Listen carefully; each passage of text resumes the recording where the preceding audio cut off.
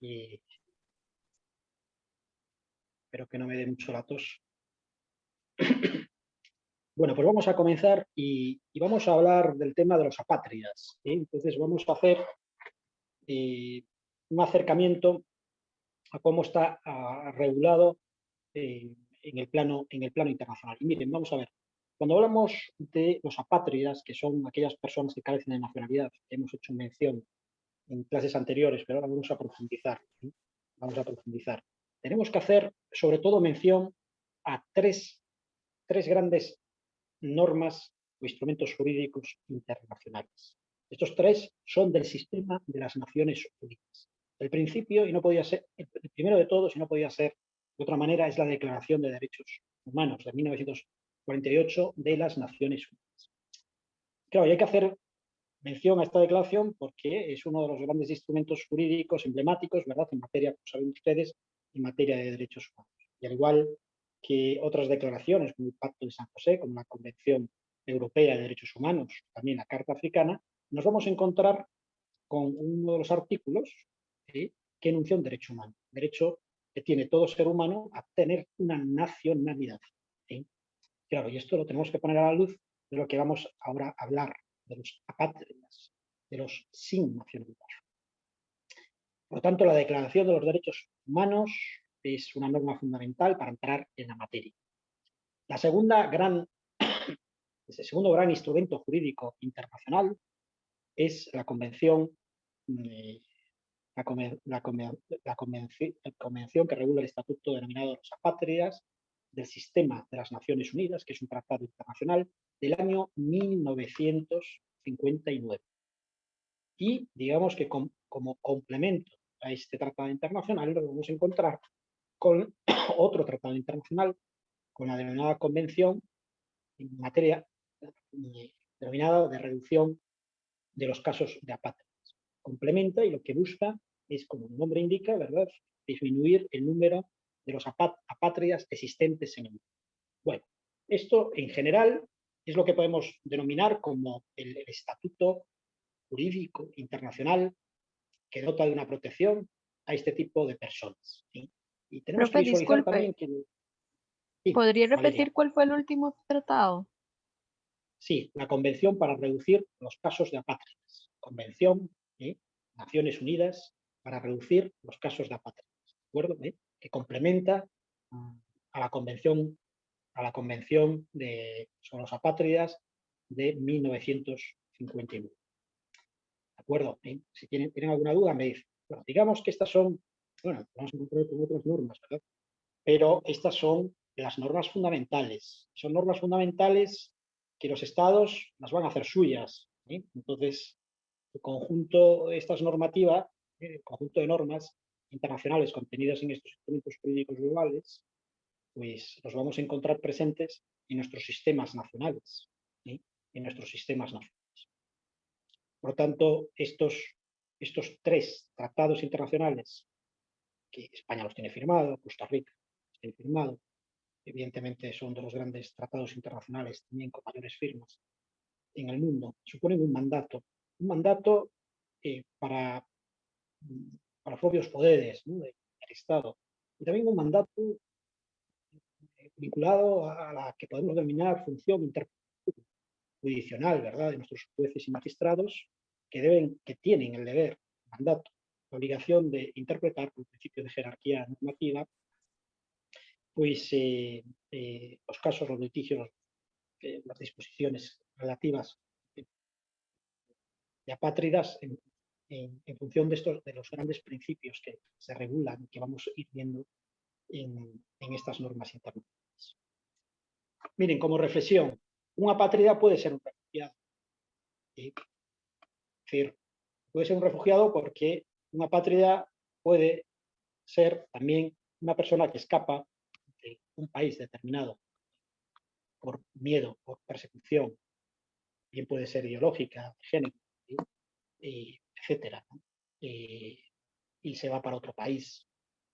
Y llega a ese país y llega sin nacionalidad, pero llega también escapándose de un temor real. Entonces nos vamos a encontrar, ¿verdad?, con una realidad también, la existencia de personas eh, que son refugiadas, que son apátridas. Y miren, y esto de los apátridas, digamos, ¿cuándo surge? ¿No? ¿Cuándo surge esta necesidad, una necesidad imperiosa de establecer estos convenios internacionales? Pues claro, son unos convenios internacionales que son establecidos después de la Segunda Guerra Mundial, en, en esa fase de reconstrucción europea. Y de nuevo, que son de la misma época que el Estatuto de los Refugiados, nos vamos a encontrar de que Europa también está llena, ¿verdad? Están vagueando, perdón, la redundancia, personas sin nacionalidad por diferentes países, diferentes estados.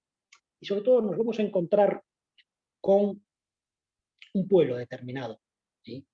Que va a ser el punto de inflexión también para la elaboración de este tratado internacional. ¿Y qué pueblo es? Pues es un pueblo ruso, los tártaros, los famosos tártaros.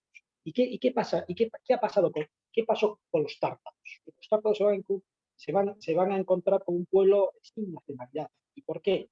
Bueno, pues debido a que los mismos fueron deportados por, por Stalin, ¿no? Stalin a veces, bueno, no sé si pasa desapercibido o no, pero a veces nos centramos, y que hay que centrarse en el otro loco, ¿verdad? Que fue Adolf Hitler, ¿no? Pero es que Stalin también fue un genocida, y hay que decirlo, y hay que decir las verdades, ¿no? Estos regímenes totalitarios, tanto el nazismo como ese comunismo real, ¿sí? que, eh, que realizaban deportaciones masivas y hacían eliminaciones también sistemáticas de personas, ¿sí? En los famosos gulags, los mandaban para Siberia. Pues aquí vamos a encontrar a un pueblo sufriente, los tártaros. Ahora nos vamos a explicar por qué, digamos, por qué ese odio, ¿no? de Stalin a los tártaros. ¿Eh? Sería una clase ya de historia y todo esto. Que sepan, quédense con este dato.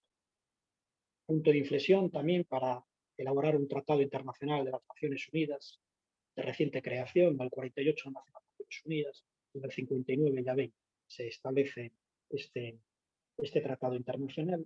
Había que dar una solución, había que dar una nacionalidad a los tártaros, que no tenían la nacionalidad rusa. Entonces surge este tratado internacional como el Estatuto de los Refugiados en el corazón de Europa. Surge con una visión muy occidental, ¿no?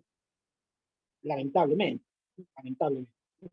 Podían hacer ya también con una visión más universalista, ¿no? Pero no, nace, igual que los refugiados, ¿se acuerdan de los refugiados que les decía que el Estatuto de los Refugiados de las Naciones Unidas, también de los años 50, ¿sí? Pues surge para dar protección a aquellos refugiados que provenían de la Segunda Guerra Mundial y europeos, ¿no? No otros. Y luego que hubo que establecer otro protocolo que desarrollaba ese tratado internacional para ampliar el concepto de refugiados y extenderlos, son refugiados a todo el mundo. ¿Eh? Pero al principio nace con esa visión eurocéntrica, ¿no? De protección a esos colectivos, ¿no? Y a mí esto me recuerda, y la verdad que es triste, ¿verdad? Cuando nos encontramos con acepciones de migrantes, ¿no? A veces no son no reciben los mismos tratos los refugiados ucranianos que los refugiados, por ejemplo, de otras guerras, de las guerras africanas, de los que el gran genocidio como fue lo de Ruanda, etcétera, ¿no? Y los que tocan a las puertas de Turquía y no reciben el mismo trato porque diferente de color de piel, ¿verdad? De ojos, etcétera, ¿no? Y es patético y es lamentable que seamos así, ¿no? Pero esto es así y hay que decirlo, ¿no? Y es sumamente injusto, ¿no? Porque ahora estamos con el drama, y que es un drama y es una tragedia humana, evidentemente, de la guerra de Ucrania, ¿no? Pero y todos los demás refugiados. Nos hemos olvidado, ¿eh? Nos hemos olvidado. Ya no existe.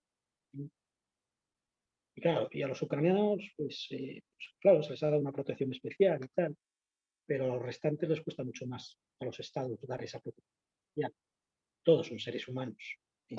Todos son seres humanos. Lo que pasa es que, como siempre, priman los intereses también geopolíticos, ¿verdad?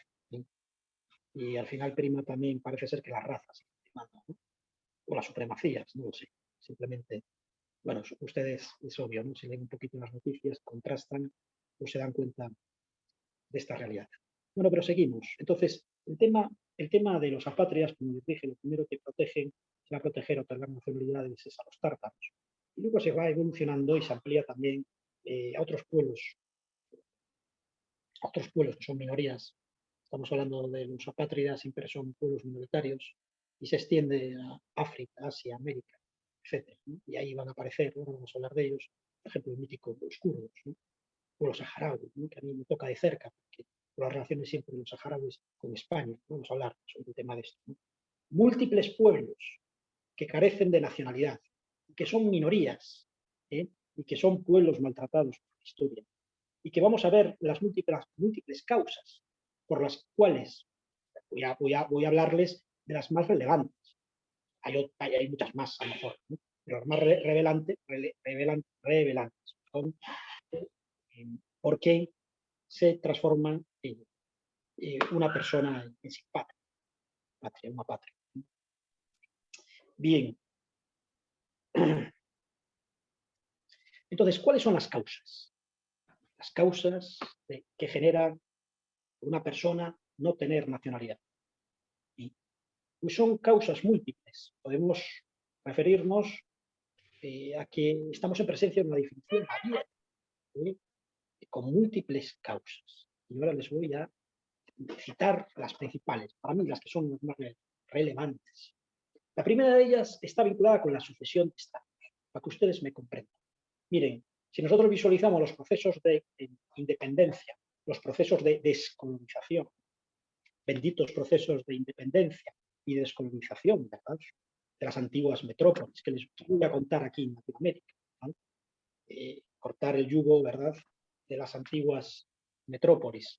Bueno, pues evidentemente, cuando se producen todos esos procesos de descolonización, surgen nuevos estados. Y en ese surgimiento de nuevos estados, pues hay gente que se queda ahí en stand-by, sin nacionalidad. A mí me viene a la mente, bueno, múltiples países, ¿no? Pero, por ejemplo, si pensamos, por ejemplo, si nos vinculamos al pensamiento a la Organización de Países No Alineados, recuerden esa organización internacional que surge de la mano de países en vía de desarrollo, con el presidente Nasser, Egipto, el mítico presidente Nasser, Egipto, cuando estaba pues, Egipto pues, desarrollándose de una forma más democrática, etc. ¿no? Y surge esa organización para que todos esos países que se estaban independizando de las metrópolis, ¿no? Pues tengan una voz propia y entonces superen, ¿no? ese dualismo, esa dicotomía que había en esa época de la Guerra Fría, ¿no? en la política de los dos bloques con la Unión Soviética, por una parte, el Pacto de Varsovia y Estados Unidos y la OTAN. ¿no? La OTAN, el Pacto de Varsovia, pues ya desapareció, pero la OTAN sigue estando, como ustedes bien saben. ¿no? A propósito, está habiendo reunión de la OTAN en Madrid. ¿no? En Madrid, ¿no? OTAN, así como cultura general, ¿verdad? Como ustedes saben, es una organización internacional de carácter militar. ¿sí? De carácter militar, auspiciada por Estados Unidos. Bueno, pues ahí, el movimiento de los alineados surge ahí, y entonces en esa época también, el nacimiento de esos múltiples estados, pues se quedan también personas sin nacionalidad, en esos procesos convulsos que se van transformando, que van naciendo estados. Otra de las causas que genera ser apátrida, es decir, sin nacionalidad, y es una causa tremenda. Me estoy refiriendo que hay millones y millones de personas que se encuentran en esta tesitura, lamentablemente. Y de nuevo, es una causa que la tenemos que vincular a los países más pobres, a los países en vía de desarrollo, que es la no inscripción de la persona cuando nace, la no inscripción del nacimiento, algo que a nosotros nos parece tan obvio. Que bueno, pues, vivimos en estados consolidados democráticamente, donde la administración pública funciona bien. A lo mejor podría funcionar mejor siempre, pero evidentemente esto es el ABC y nace un niño y hay que escribirlo. ¿no? Eso es así y hay unos protocolos y está todo establecido. Pero si nosotros nos vamos aquí arribita, cerquita, de nuevo a mi querida Honduras, pues nos vamos a encontrar con esa realidad. Ahora ya se ha trabajado muchísimo. Yo recuerdo en mi época, cuando desempeñé funciones diplomáticas, ¿verdad?, en el país, pues uno de los grandes problemas también, y muchos de los proyectos de cooperación al desarrollo, giraba en torno a la necesidad de establecer pues, procesos de inscripción de niños, sobre todo de niños en aldeas muy remotas, muy pobres, y sobre todo de niños que nacían, ¿saben dónde? En esas maravillosas islas que da todo el mundo al turismo, esos paraísos, que es Isla Utila, Roatán, pues que esconden también unas miserias humanas y una pobreza que clama al cielo. ¿Sí? Pues muchas familias no escribían a sus bebés, a sus niños, ¿no? Y evidentemente pues, después se producía también mucho abandono de niños, ¿no? Bueno, el tema del abandono de niños ya clama al cielo, ¿verdad? Ir por las calles de Tegucigalpa y encontrarse niños abandonados, ¿sí?, esnifando bolsas de pegamento, ¿sí? Esto aquí no se ve, gracias a Dios, ¿sí?, en Costa Rica, pero si ustedes pues eso, van por Honduras, Tegucigalpa, San Pedro Sula, ven esa realidad. Creo que también en Guate se ve algo de esta realidad, pero sobre todo esta realidad lacerante se ve en Honduras. Honduras, que junto a Haití, ahora vamos a hablar de Haití, con el tema de los apátridas, es el país más pobre de Latinoamérica, el país más pobre, más violento de Latinoamérica. A un tiro de piedra de aquí, de Costa Rica, estamos al lado, estamos al lado. Bien, otra de las causas también de carencia de nacionalidad está vinculada con lo que se produce, ¿no?, con los descendientes de apátridas, ¿no?, los que descienden de apátridas. ¿Sí? Y una de las causas también notables de caso de apátridas está vinculado con el crimen organizado. ¿Y cómo el crimen organizado? Pues en concreto con la trata de personas. Esta lacra que de nuevo hay que visualizar que estamos, siempre lo digo, ¿verdad? O ser repetitivo, pero es que hay que visualizar este dato. Estamos en una región, la región de Latinoamérica y las regiones del mundo donde más trata hay de personas, y más trata de personas, de seres humanos. La trata de personas es la esclavitud del siglo XXI. ¿Existen esclavos en la actualidad? ¿Existen esclavos? Sigue existiendo esclavos. Se ha modernizado la esclavitud. Ya no les ponen grilletes, ¿no?, ni los mandan en esos barcos negreros, pero bueno, se ha transformado a través de otros procedimientos el sistema de esclavitud. ¿Sí? Y el sistema de esclavitud tiene rostro de mujer. Por lo tanto, lo que podemos hablar también es de la feminización de la nueva esclavitud del siglo XXI. La trata de personas tiene rostro de mujeres. ¿Sí? Y por lo tanto, podemos hablar de la feminización, ¿sí?, del crimen organizado. ¿Sí? Trata de personas destinadas para prostitución, para, bueno, de todo lo peor, de todo lo peor, de todo lo relacionado también tremendo, ¿no?, el tema del tráfico de órganos. ¿Sí?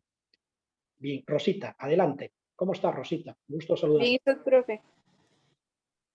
Profe, una consulta. Es que no me queda claro Sí, el tema de lo del crimen organizado. ¿Lo ubicamos ajá. como dentro de la categoría de descendientes de personas apátridas o es como una causa distinta?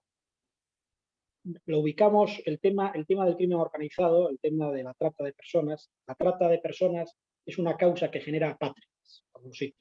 ¿Sí? Ok, ok, ¿De es acuerdo? una causa aparte de la de descendientes de apátridas. Sí, efectivamente. Ok, Sí, la de descendiente es una causa mayores también. Que los descendientes, pues ok, esa persona que tiene nacionalidad tiene hijos, pues, por pura lógica, y si no ha solucionado la papeleta y no tiene nacionalidad, si no le han dado ningún estado de nacionalidad, pues si tiene hijos, pues los hijos van a nacer también apátridas. ¿Sí?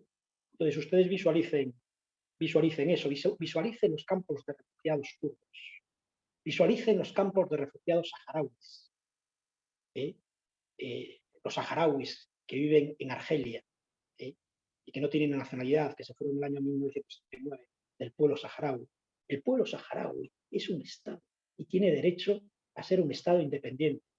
Lo que pasa que de momento no es posible porque no hay un consenso internacional y evidentemente pues, hay unos intereses de fuerza potentísimos, sobre todo de Marruecos, que no quiere que sea un Estado independiente. Pero es un Estado independiente, el pueblo saharaui, ¿sí? Al igual que el pueblo palestino. ¿Quién cuestiona que el pueblo palestino, al igual que el pueblo judío, son pueblos que tienen una cultura, una configuración, un idioma, una lengua, etcétera, una idiosincrasia, una cosmovisión, etcétera, que los hace ser poseedores del pueblo? Si el pueblo judío, no lo dudamos, y que lo consiguió, evidentemente, pues lo consiguió también por actos de fuerza, ¿sabes? El estatuto de, y porque se le dio, después el pueblo judío había que sanar conciencias, ¿sí? Después de todo el holocausto, muchas conciencias que sanar. Entonces se les dio ahí ese estado. Pero claro, cuando llegaron los judíos, ahí había también palestinos, ¿sí? Que tienen el mismo derecho. Es lo mismo que aquí. Aquí llegaron los conquistadores y muy bien, establecieron todos estos estados, ¿no? Pero ¿quién estaba antes que los conquistadores españoles? ¿Sí? Pues estaban los pueblos indígenas. Realmente, si nos ponemos a analizar la historia, ¿verdad? Los auténticos legítimos poseedores de estas tierras, ¿sí? Pues son los pueblos indígenas. ¿Sí? Otorgar preferencias, ¿sí? No todo lo que vino después. ¿Sí? Pero bueno, así también se escribe la historia. La historia se escribe a través de las conquistas. Bien. Profe, Sí, Rosita, y en adelante. el caso, digamos, de las personas palestinas, Ajá, ¿cómo no, o sea, no me queda claro? Por ejemplo, si yo soy un estado que no reconoce sí, a Palestina, sí, yo trato a los nacionales palestinos como apátridas o como nacionales israelíes. No me queda, o sea, no me queda claro cómo podríamos tratar, por ejemplo, el tema de Palestina. y vamos a ver, el tema de Palestina, Palestina no tiene el estatuto de Estado-Nación, ¿verdad? No lo tiene de momento, ¿eh? Entonces está en las Naciones Unidas como un Estado eh, que tiene un estatuto de observador, ¿eh? Pero no tiene concedida ese estatuto, ¿no? Entonces, pues hay muchos palestinos, es decir, que han nacido también en campamentos de refugiados palestinos que carecen de nacionalidad, porque no tienen la nacionalidad palestina, porque no existe el Estado palestino, ¿no? Y hay otros que pueden tener la nacionalidad pues de Israel, etcétera, ¿no? Pero muchos de ellos son apátridas, sin nacionalidad, ¿no? Sobre todo los que han nacido en campamentos de refugiados, ¿sí? Son personas que eh, eh, no tienen nacionalidad, ¿eh? Nacionalidad. Los palestinos emigraron muchísimo por Europa. ¿Eh? En España hay mucho palestino. ¿Eh? Entonces, cuando llegaron a España, pues evidentemente, pues muchos de ellos, todos que están residiendo en España y en Europa, pues adquirieron la nacionalidad de los respectivos países. Yo recuerdo que bueno, tenía un amigo, a descanse, que era médico, había nacido en los campamentos palestinos, Mohamed, médico en Galicia, y muy interesante, porque aparte tuvo mucho mérito, porque él se vino a estudiar, bueno, medicina a Santiago de Compostela, y ayudado a una familia, y bueno, como todo, ¿no? Intentando salir para adelante, y sacó con éxito la carrera de medicina, y entonces consiguió también la nacionalidad española, se casó con una gallega, y ejercía como médico.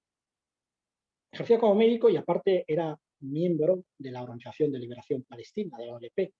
Y es curioso también como anécdota, estamos hablando no sé, en los años 92, 93, tenía otro gran amigo que era palestino. Es que en Galicia hay una comunidad palestina muy interesante. Khaled. Khaled, que a propósito, bueno, así como anécdota, ¿no? Se dedicó al mundo de la hostelería, ¿no? De hoteles en Santiago de Compostela, pero nunca renunció a su cultura propia palestina y siempre, bueno, pues organizaba exposiciones, encuentros. Y era muy amigo personal del famoso Yasser Arafat, que en varias ocasiones fue a Galicia, Yasser Arafat.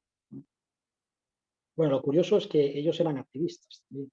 Entonces estaban, estaban también muy controlados, muy fichados por los servicios de inteligencia, ¿no? Tanto de los eh, del Mossad israelí como los de la CIA y todo esto. Pero, bueno, simplemente como anécdota, ¿no? Yo aterricé al mundo palestino a través de ellos, a través de las vivencias de ellos, a través de los cuentos que nos decían, ¿no? A través de la realidad sufriente. Gente que se hizo a sí misma, pero que nació en campamentos de refugiados, que salieron de Palestina sin nacionalidad, ¿eh?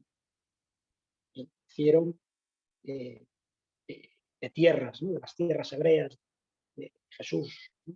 Es decir, y es curioso, fíjense, ¿no? Son unas tierras hermosas también, pero que parece como si existiese una maldición bíblica, ¿no? Que ahí nunca existió la paz, ¿eh? Nunca existió la paz. Uno si se puede leer un poco, ¿no? Pues, las escrituras, ¿verdad? Todo esto, esas afirmaciones rotundas, ¿verdad? Que aparecen ahí de que siempre va a haber guerras y se cumple, ¿eh? Porque nunca ha habido paz. Y nunca ha habido paz también, bueno, yo ahora vuelvo, porque si no me estoy apartando del tema, ¿no? Porque hay una confrontación de religiones. Entonces, el problema de todo esto es el dogmatismo religioso, ¿sí? Que genera tensiones constantes, cuando debería generar espacios de paz y de convivencia, porque las grandes religiones monoteístas, en pureza y en espíritu, son religiones de paz. Lo que pasa que, claro, los intérpretes, ¿sí?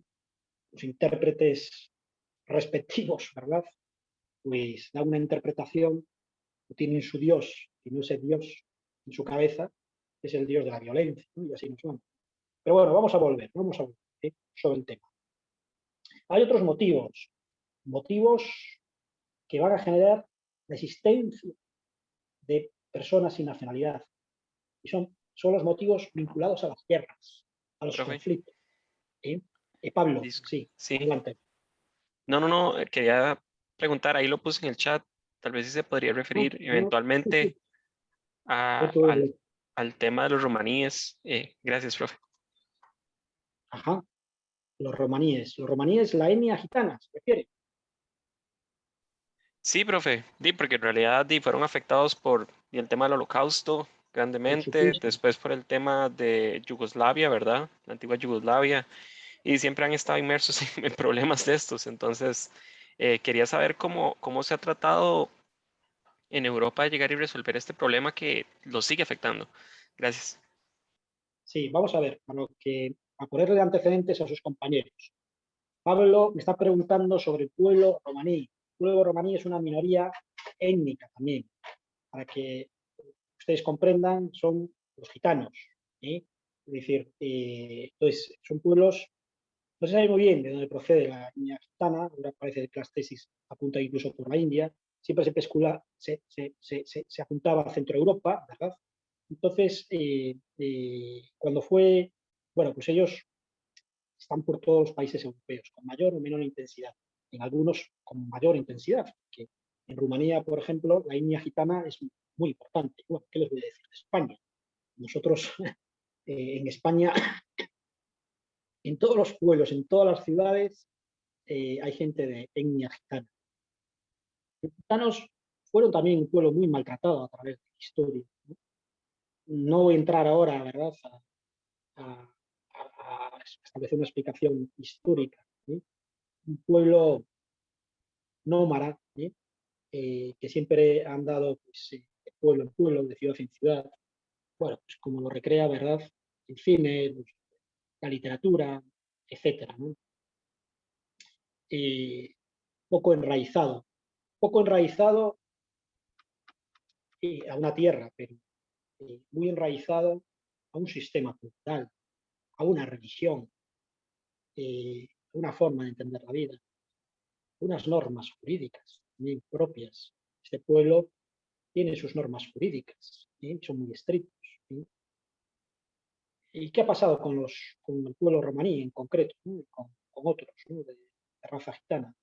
Pues han sufrido también pues, los horrores del Holocausto. Cuando se levanta el Tercer Reich, esta locura satánica, yo siempre me refiero que eso, el mal existe y ese fue el triunfo del mal. Luego, siempre digo lo mismo, ¿verdad?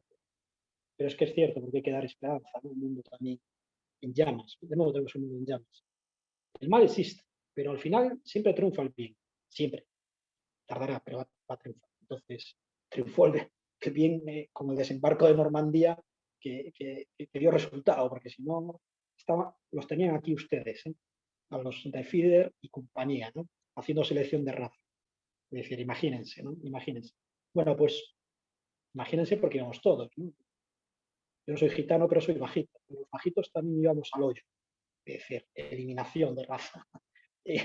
Eh, Hitler se obsesionó también con los gitanos. Y entonces mandó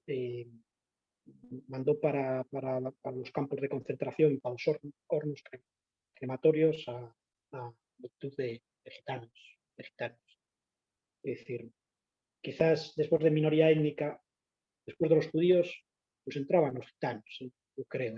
Bien. Bueno, también después, ojo, claro, después había otros. Que después todas aquellas personas, como ustedes saben, que tenían una discapacidad, síndrome de Down, etcétera, pues iban también, ¿no? Y luego, pues evidentemente, los comunistas, los rojos, los gays y todo esto, pues iban también para los campos de concentración. Pues habría que, también, yo no sé, yo no estudié eso, ¿verdad? Pero habría que visualizar también como minoría, ¿verdad? Lo que hoy entendemos por LGTB, es decir, LGTB y el mundo nazista, del nazismo, ¿no? Como yo, eso sí que no sé, me imagino que estaban también, hay campo de concentración, me imagino, que estos eran tremendos, ¿no? Yo siempre digo esto como una ironía. A lo mejor mitad de ellos eran gays todos, ¿no? Lo del Tercer Reich, pero eran hipócritas, con otras cosas, ¿no? Seguro. Pero hubo eliminación sistemática. Entonces, los romaníes, pueblo gitano, fue muy discriminado. Bien, la Unión Europea pues, ha establecido una serie de normas protectoras también para estas minorías, ¿no? Es decir, son normas que se enuncian pues, en todos los, desde la Carta Europea, ¿verdad? Hasta también si analizamos no de la Unión Europea, sino del Sistema Europeo de Protección de los Derechos Humanos, me estoy refiriendo al Consejo Europeo, la Convención de los Derechos Humanos, pues, aparece la protección de esas minorías, las minorías de los pueblos, y ahí aparece el pueblo romaní, ¿no? Y aparecen otros más, evidentemente, ¿no? Aparecen la protección de esas minorías. Porque ustedes tienen que visualizar siempre que cuando hablamos de apátridas, estamos hablando de minorías, de pueblos minoritarios, ¿no?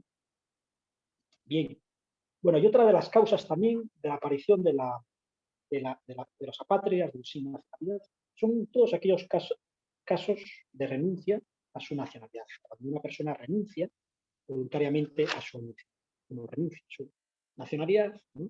Entonces automáticamente pues, se pueden convertir en un apátrida.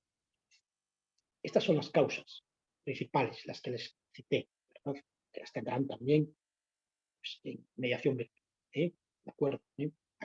Aquí desarrollamos más en estas clases magistrales, todo esto, ¿sí? Con anécdotas y todo eso para que no se aburra.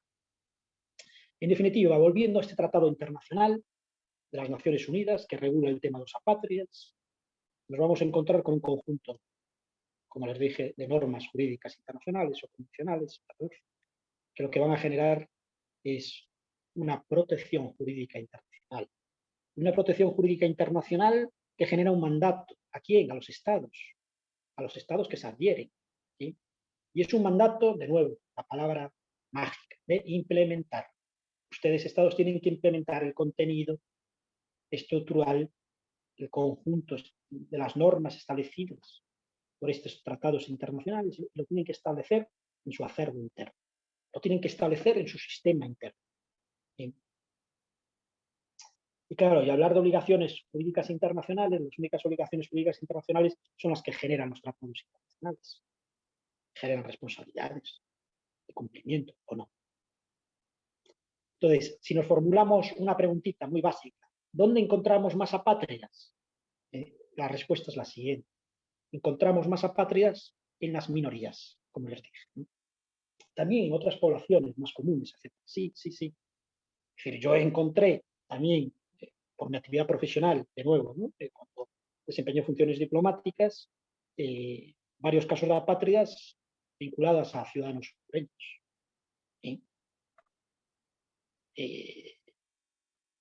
Ciudadanos que no pertenecían, bueno, alguno que otro sí pertenecía a un grupo determinado, afrodescendientes, ¿no? Otros no. Y los encontré por temas de que habían tenido la nacionalidad de Honduras, pero luego se habían perdido los papeles. No me pregunten cómo, bueno, sé cómo, ¿no? Se habían quemado los registros, ¿qué? Y luego rastreando, pues, de nuevo, una de las causas, no se habían inscrito esos niños. Bueno, unas historias surrealistas, no tan surrealistas. Bien, nos encontramos más apátridas en las minorías. ¿En qué minorías? Por parte de los pueblos kurdos, se hablaron también de los rumaníes, de los famosos tártaros, que estaba obsesionado el loco de Stalin con los tártaros, eliminarlos ahí, sacarlos. Era un loco, era un lunático. Y nos encontramos también aquí en el Caribe, aquí en la región, aquí al ladito, nos encontramos con los descendientes de haitianos que residen en la República Dominicana. Hay un grupo muy importante de haitianos que son apátridas. También diversos grupos étnicos que viven, por ejemplo, en la República del Congo, mítica por el tema de los apátridas. Un pueblo ruso, que no debemos confundirlos con los misquitios, pueblo indígena, fantástico pueblo indígena hondureño, nicaragüense, sino que este pueblo ruso se llama mesquetios, parecido, pero no igual, mesquetios. Y también con un pueblo minoritario, un grupo étnico de Birmania, que tiene un nombre rarísimo y que se llama así, Rohingya, con pronunciación africana, Rohingya. ¿Sí? Pues ahí, estos básicamente, ¿verdad? Porque siempre hay otros, ¿no? Pero son los más notables, ¿sí? Los más notables. Y cómo no, hay que mencionar que el tratado internacional que estamos analizando, que establece ese estatuto jurídico al tema de los apátridas, surge también para dar una solución al pueblo hebreo, al pueblo judío. El pueblo judío, después de la Segunda Guerra Mundial, muchos judíos se encontraban sin nacionalidad, porque algunos pues, tenían nacionalidad alemana, polaca, austriaca, pero ¿qué había pasado? De nuevo, el horror del totalitarismo, hay que escapar de esas ideologías, del fascismo, del totalitarismo, de los radicalismos comunistas dictatoriales, todo eso, ¿no? Lo que nos vamos a encontrar ahí es con la positivización, cuidado también con la positivización del derecho en exceso, ¿verdad? Estoy refiriendo cuando se entiende que lo que dice la ley también es la ética, ¿no? Y que lo que dice la ley, una ley promulgada por un gobernante, pues va a establecer quién es ser humano y quién no es ser humano. Ese fue el modelo jurídico alemán, ojo. Luego, claro, luego hubo un punto de inflexión. Bueno, eso lo estudian en filosofía del derecho, pero yo creo que hay que resaltar estas cosas, ¿sí? Luego los alemanes también, grandes juristas, los alemanes cuando se pueden son grandes de todo, grandes cabezas en todo, pero metieron la pata ahí en la formulación de este derecho, ¿sí?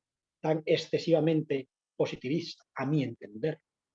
¿Y por qué? Porque se habían olvidado del concepto de dignidad del ser humano. Se habían olvidado también de esos preceptos, un poco más que tocan al derecho natural, a lo metafísico. ¿Sí? Se habían olvidado de que el ser humano tiene espíritu. ¿Sí? Y claro, y luego empiezan a construir otro sistema jurídico. Empiezan a hacer los tribunales nacionales y todo esto para protegerse, ¿sí? Y establecer el concepto de dignidad. Y luego se establecen grandes estructuras protectoras, como la Carta de las Naciones Unidas, donde se establece que todo ser humano tiene una dignidad que tiene que ser protegida. Pero volviendo a Alemania nazi, volviendo a los pobres judíos, se va a aprobar la de verdad segunda ley de Nuremberg. ¿Y qué decía la segunda ley de Nuremberg? Otro producto del demonio de Lucifer, pues decía que hay que desnaturalizar y desnacionalizar. Desnaturalizar y desnacionalizar. ¿A quién? Imagínense. A los judíos. A todos los judíos. Quitarles la nacionalidad alemana o austriaca o polaca y que se quedasen sin nacionalidad. Claro, porque no tenían derecho a una nacionalidad, porque no eran seres humanos para ese supremacismo ario, ¿no?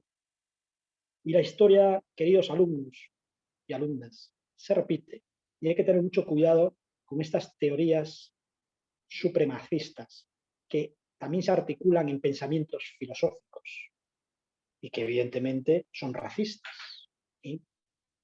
La segunda ley de Nuremberg desnacionaliza y desciudadanización. Todas esas personas judías pasaban a ser en masa apátridas. Entonces nos vamos a encontrar con esta realidad. Este pueblo judío apátrida, producto de esta segunda ley de Nuremberg, está por Europa, sin nacionalidad, y había que darles una solución, había que darles un derecho humano, había que darles una nación. Vamos a mencionar también otro grupo, que ya lo mencioné, ¿verdad? Otro grupo minoritario, el pueblo saharaui, que se encuentra viviendo en Argelia. Ese pueblo saharaui que se encuentra viviendo en Argelia, que muchos de ellos que carecen de la nacionalidad, desde el año 1979, que fue el año que España dejó el Sáhara. Porque saben ustedes que el Sáhara pertenecía a España. En el año 1979, pues se lo dejó España mal dejado en Marruecos. Bueno, ahora quiero una cita, leerles una cita de una filósofa judía que también sufrió la persecución nazi, y a mí me gusta mucho, y que guarda relación con el tema de estas personas excluidas de la tierra, refugiados, migrantes y apátridas. La filósofa se llama Hannah Arendt. Hannah Arendt. Yo recomiendo mucho Hannah Arendt. Es una humanista. ¿Sí? Una humanista. Tiene un pensamiento muy en vanguardia de derechos humanos. ¿Sí? Muy defensora de la dignidad sagrada de cada ser humano. Judía. Y dice así, una gran intelectual y feminista, Hannah Arendt. Hannah Arendt a mí me recuerda mucho a otra mítica también, yo le recomiendo leer, que fue también una excelente jurista, filósofo y feminista. Lamentablemente fue asesinada vilmente. La gran Rosa de Luxemburgo. Sobre todo a ustedes, las chicas, ¿verdad? Que tengan una sensibilidad en el tema de los derechos humanos, ¿sí? Y les guste todo el tema relacionado también con los derechos de la mujer. Tienen que leer Una vida de Rosa de Luxemburgo. Les va a gustar. Rosa de Luxemburgo. Bueno, pues Hannah Arendt dice así. Su drama es que no sean iguales ante la ley. ¿El drama de quién? De los apátridas. Sino que no existe ley alguna para ellos. No el que estén oprimidos, sino que nadie quiera siquiera oprimirlos. Y claro, y esto es una gran verdad que dice Hannah Arendt, porque digamos que las dos cosas más negativas que genera la carencia en la nacionalidad de una persona son las siguientes. La primera, la exclusión social. Y la segunda, la marginalidad. Una apátrida es una persona vulnerable que está en exclusión social y es un marginado de la tierra. Y evidentemente una persona muy indefensa. el tema, hablar de los temas de los apátridas también es hablar de una agencia internacional de las Naciones Unidas. De nuevo, hay que sacar a colación de la que habíamos hablado, el ACNUR, ¿no? Aquí tiene una sede fantástica, ¿no? Desde la década de los 80, por ahí, más o menos, ¿no? Que se ha posicionado aquí el ACNUR, ¿no? Agencia Internacional de las Naciones Unidas para la Ayuda a los Refugiados y de los Apátridas. El ACNUR recibe también mandato de la Asamblea General de las Naciones Unidas, un mandato derivado de la Carta de San Francisco para ayudar a los apátridas, para ayudar a los estados también, para que implementen programas, ayudas, reformas en materia de inserción de los apátridas. Si nosotros analizamos los últimos datos de la ACNUR de los últimos 3 años, 3, 4 años, sacamos unas conclusiones de media tremendas, ¿sí? Tremendas. Cifras son cifras. Yo siempre digo que hay que hacer un ejercicio mental de intentar ver rostros humanos. Pues ver a un beduino saharaui, ver a un gitano, omaní, ver estos grupos, ¿verdad?, de estas personas haitianas, de estos afro, ¿no? Ver rostros mestizos, multiculturales. Y ahora, claro, hago un paréntesis. Es decir, que es por donde va el mundo. Aunque no lo quieran los supremacistas, el mundo cada vez más va al mestizaje cultural y racial. Y viva ese mestizaje racial y cultural, porque eso nos enriquece. Y no se puede poner puertas al mar. Más de 50 millones nacen sin ser registrados. Datos de la ACNUR, 50 millones de personas nacen sin ser registrados, niños. En todo el mundo, más de 50 millones, que es una burrada. ¿Sí? Más de 50 millones. Y ojo, y Latinoamérica, por aquí, Centroamérica, lo que hay por ahí delante. Como les decía constantemente, bueno, ahora ya he perdido pista, pero hace 10 años los programas de cooperación al desarrollo para la inscripción de niños en países en vía de desarrollo eran masivos en América, cooperación al desarrollo. Campañas, ¿no?, para la inscripción. Pues,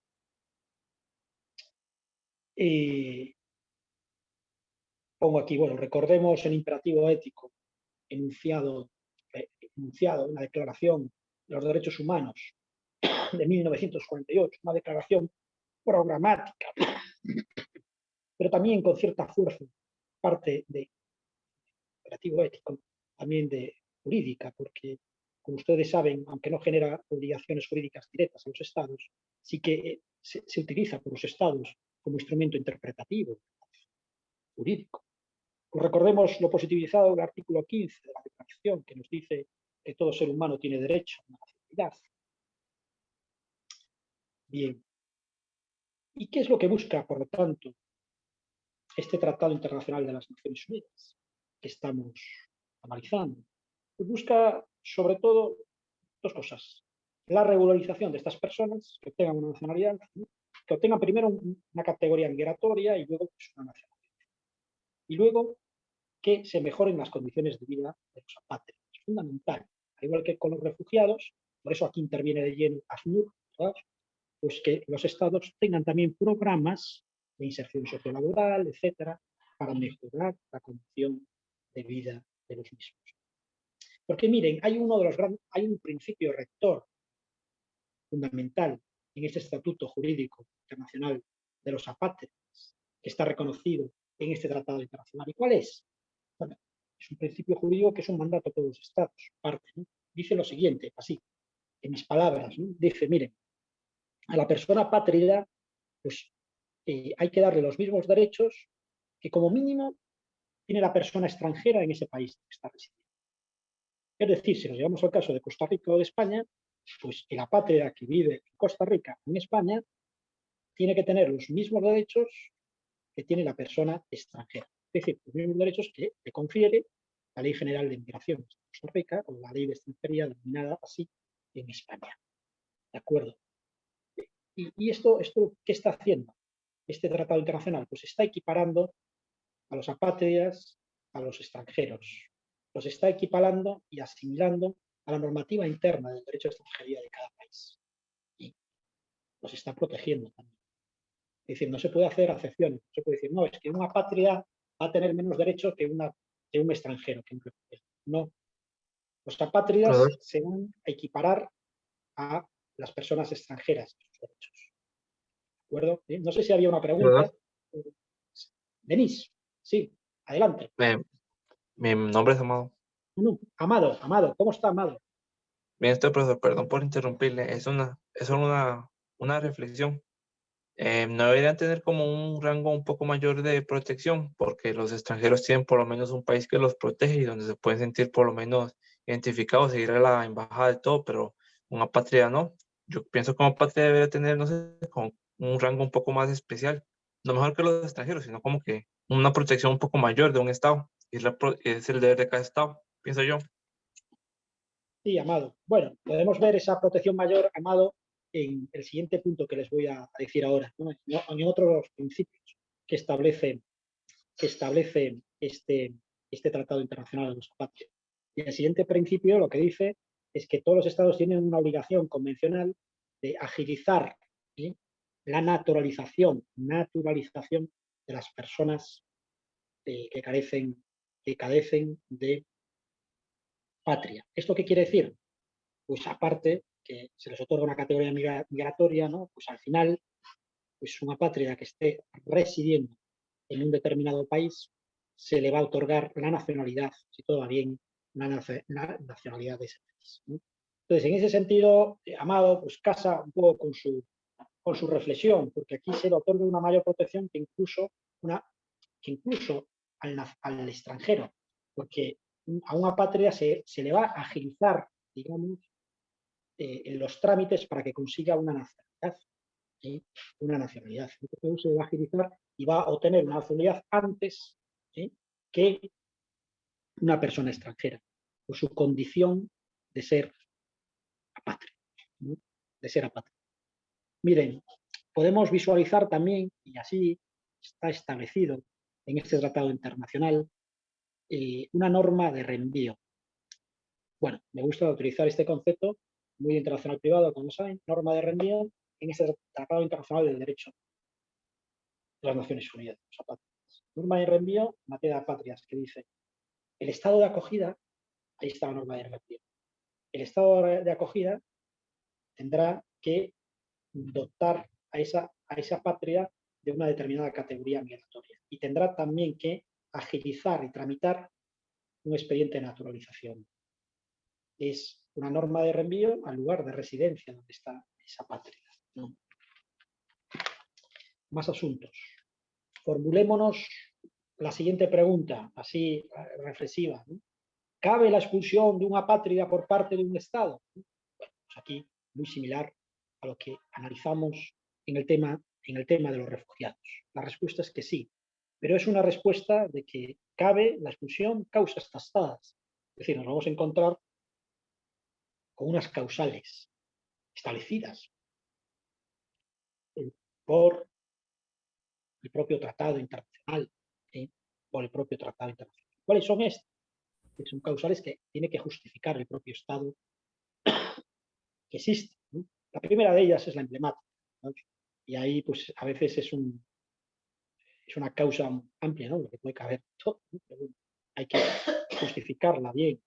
Causas, el Estado puede alegar causas de seguridad nacional. Esa persona atenta contra la seguridad nacional, el orden público nacional, ¿no? O bien que esa apátrida haya cometido delitos gordos denominados contra la paz, los delitos de guerra, ¿verdad?, de lesa humanidad, ¿sí?, crímenes, ¿sí?, todo lo relacionado con crímenes de guerra, etc. O bien cometido delito grave, no de naturaleza política, por tanto, ¿sí?, antes de que saliese de su país, un delito grave antes de que saliese de su país. O, por último, también destacar, de nuevo, se introduce como el tema de los refugiados, pues haber cometido esa persona atentados, que tienen que ser cosas gordas, ¿verdad?, contra los grandes principios reguladores de la Carta de San Francisco. Recuerda, la Carta Constitutiva de San Francisco de las Naciones Unidas, por la que nace y por la que adquiere personalidad jurídica internacional. Por lo tanto, empieza a actuar como sujeto internacional de las Naciones Unidas. Bien, pues esas son causas. Lo que hay que saber es que no hay una discrecionalidad, es decir, establecer cada Estado las causas para pasar a una patria, sino esas causas vienen de la norma convencional, ¿sí? Y la interpretación de las mismas tiene que ser en conformidad con lo dispuesto por el sistema de las Naciones Unidas. Los apátridas tienen otros derechos también, los mismos derechos que tiene una persona extranjera. Por eso se asimila ahí, ¿no? Y al final lo que se busca es la asimilación como ciudadano. Derechos políticos, derecho de asociación, derecho de reunión. Tienen derecho también a desempeñar un empleo, ¿verdad? Un empleo remunerado, y así aparece de una forma clara, positivizada en el Estatuto de las Naciones Unidas de los Apátridas, ¿no? Y hay que expedirles también un documento de viaje. Hay que expedirles un documento de viaje mientras no se soluciona todo el tema y mientras no se le da al final, ¿no? Pues una nacionalidad, etc. Tienen derecho a que se les pida un documento de viaje. Hay un formato estándar, al igual que otros formatos estándar, cuando analizamos, por ejemplo, el tema de la legalización de documentos públicos internacionales con la apostilla del Haya, pues el mismo tratado internacional, la misma convención reguladora sobre los apátridas, establece un formato de documento de viaje. En definitiva, terminamos así, pues, esta aproximación, ¿verdad? Aproximación y profundización también a la normativa internacional que regula el tema de los apátridas. Tenemos que poner también en correlación, ¿verdad?, los apátridas con los refugiados, porque como les decía al principio, los apátridas pueden ser y son en múltiples ocasiones, muchísimas ocasiones, son también refugiados. Nos encontramos, por lo tanto, con una serie de normas, como les dije, la Declaración de los Derechos Humanos, la Convención Internacional sobre los Apátridas, la Convención Internacional para disminuir el número de apátridas, ¿sí? Que digamos que eso es el marco jurídico conceptual básico, ¿no? Pero no son excluyentes, porque nos vamos a encontrar con otros múltiples tratados internacionales que complementan tratados internacionales de derechos humanos, el propio sistema de las Naciones Unidas, que complementan a lo que estamos hablando, los pactos civiles, económicos, la Convención para la Eliminación de cualquier forma de tortura, la convención que habíamos mencionado también hablando de los refugiados y migrantes para evitar las discriminaciones de la mujer, bueno, también relacionados con el tema de la discapacidad, ¿no? Esa convención mítica y reciente, creo que es del año 2000, no sé si, yo creo que es de 2010, ahora no me acuerdo mucho, pero también un tema muy bonito para hacer un trabajo de investigación. El primer tratado internacional de las Naciones Unidas de los discapacitados, ¿sí? De los discapacitados. Qué necesidad imperante, ¿verdad? Pues, trabajar también, pues, estaba pensando yo, ¿no? Pues así como ideas también para vuestros trabajos de investigación, todo lo relacionado con la protección. Estamos hablando, mira, de grupos vulnerables. Estamos hablando en estas clases, pues, toca, ¿verdad?, hablar de la persona migrante, de la ley de extranjería, de refugiado, de la patria, de las mujeres, los niños. Pero luego nos vamos a encontrar también aquí que va a haber apátridas, va a haber refugiados, que van a ser migrantes y que van a ser personas viejitas, personas mayores, como se denominan aquí, adultos mayores. Entonces, qué necesario también es establecer una protección internacional, ¿no? Tener positivizado un convenio internacional en materia de protección al adulto mayor, ¿sí? Esto es un trabajo fantástico, ¿no?, sobre estos temas y vinculados también, porque migran también personas mayores. Cuando no queda otra, evidentemente, cuando hay persecuciones, cuando hay hambrunas, cuando hay miseria, cuando hay tal, pues personas muy viejitas tienen que tirar adelante y irse, ¿verdad? Y eso es muy duro, ¿no? Entonces ahí también pues se articula una protección, ¿verdad?, vinculada a este sistema protector de las personas adultas, ¿no? Que a propósito Hay un tratado internacional muy interesante en el ámbito de la Organización de Estados Americanos. Bueno, queridos alumnos, terminamos aquí. Yo me voy a quedar tengo una reunión con uno de ustedes. Si tienen alguna pregunta, me dicen. Seguiremos profundizando sobre estos temas, ¿sí?, que son tan necesarios. Valeria, adelante. Profe, sí, que es que la clase pasada habíamos hablado de que hoy vamos a definir las fechas de lo de la entrega del trabajo y del examen final, entonces a ver si podríamos hacer eso. Sí, pues perfecto. Si parece, cortamos la grabación y vamos a este tema, ¿sí?